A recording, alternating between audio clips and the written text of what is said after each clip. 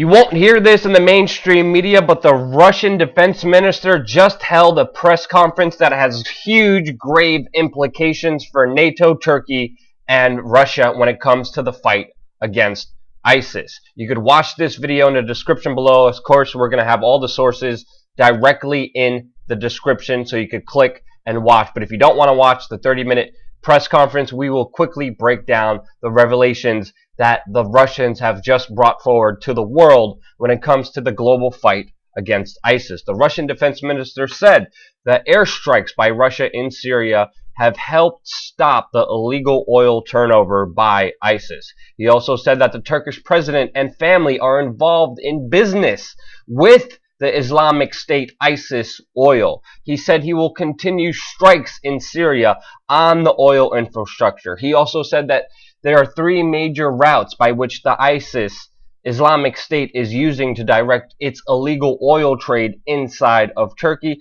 and he said he's going to provide more information next week. In the press conference, he showed a detailed map of ISIS's illegal oil trade that Turkey has been consuming. He showed satellite images of the illegal oil trade, of the refineries, of the movement of this illegal oil trade, and the depots where this oil is actually held. He showed and demonstrated how the oil is directly moving from ISIS-controlled territories inside of Turkey, and even pinpointed the president of Turkey and his family as the chief beneficiaries of this illegal oil trade, which makes many people on social media say, wait, I thought the United States for over 13 months couldn't even find these illegal oil trades. Meanwhile, Russia just provided all this important information and intelligence, and this is only the beginning of what they're beginning to show everyone. This has huge implications because, as we know, the Turkish president said he will resign if this illegal oil trade is documented in any way, shape, or form. Now, Vladimir Putin recently at the G20 meetings came out and said Turkey, this was before his jet fighter was shot down by the Turkish government, said that Turkey and U.S. allies and G20, over 40 countries, including countries in the G20, are directly financing the support of ISIS by buying their illegal oil. The United States, quickly after Putin's announcement at the G20, responded by first dropping flyers on ISIS territory, warning them that they will begin bombing them. And then finally, after 13 months, the United States did actually bomb the oil trucks that have been financing ISIS. There's a lot of important questions that many people have not been asking, but many people speculate because of this illegal oil ISIS trade black market, which they have been selling oil at $40 a barrel. People are speculating that ISIS is making over $40 to $97 million a month.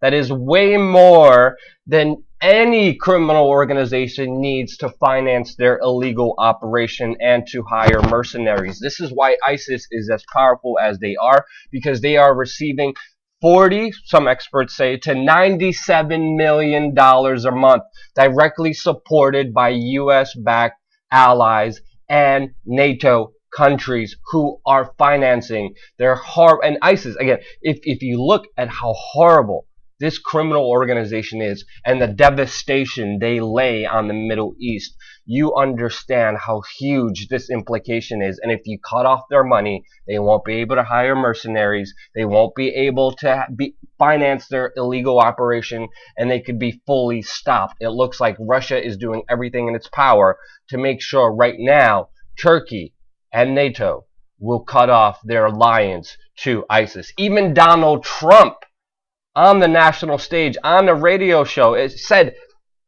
on Sirius XM's Breitbart News Daily Show, he said Turkey looks like they're on the side of ISIS. And it's all based on oil.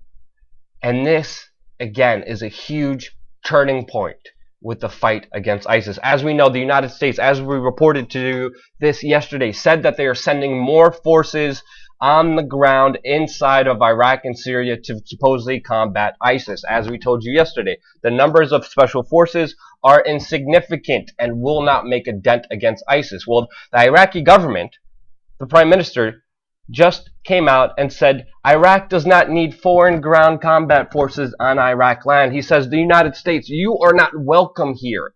As we know, we reported to you last month, the Joint Chiefs of Staffs went to Iraq, talked with the high levels of the Iraqi government, the prime minister there, and he said, you better not work with Russia. If you work with Russia, you will be our enemy. Iraq said, sure, we'll be with you, and then invited Russia to help collaborate with them. As the United States, as Ash Carter, the defense secretary, just said a few minutes ago, he said, there's a huge problem because the Iraqis think that the U.S. is in cahoots with ISIS, and it's hurting the war. Yes, why do people on the ground, including not only just average civilians, but the government in Iraq, think that the United States is in cahoots with ISIS? Well, if we're looking at other reports that Zero Hedge has verified, we're seeing commanders who are fighting ISIS on the ground for the Iraqi government saying, quote, we expect more from the Americans. There's no real airstrikes against ISIS headquarters. Many people inside of Iraq who are fighting them, like the Shiite commander, said this on record. It is in no doubt ISIS is almost finished. They are weak. If only America would stop supporting them, we could defeat them. And there's videos and photos that have not been verified, but they're showing Iraqi commanders on the ground after they defeated ISIS, showing American parachutes and equipment that they have been catching ISIS fighting with.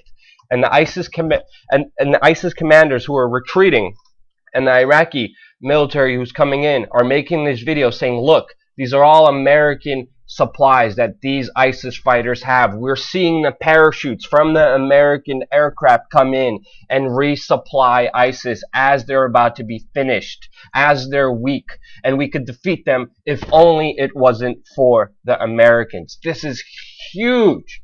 I mean, I don't understand why this is not mainstream news. Ash Carter is even saying we have this huge problem. We can't even work with Iraq, who backstabbed us, who said they wouldn't work with Russia, who are working with Russia directly right now. And as we're seeing, Russia is using this situation to their full advantage, showing the world directly how U.S. allies, a part of NATO, are directly financing this illegal operation. How the Americans for over 13 months never destroyed their oil tankers, but then warned them that they would be doing it before they did it, before they were pressured on the world stage to admit that they were actually doing this. And many people were even pointing to the fact, look, Barack Obama, our president of the United States, received $1.3 million in gifts from Saudi Arabia, one of the chief beneficiaries of not only American weapons, but also support of ISIS.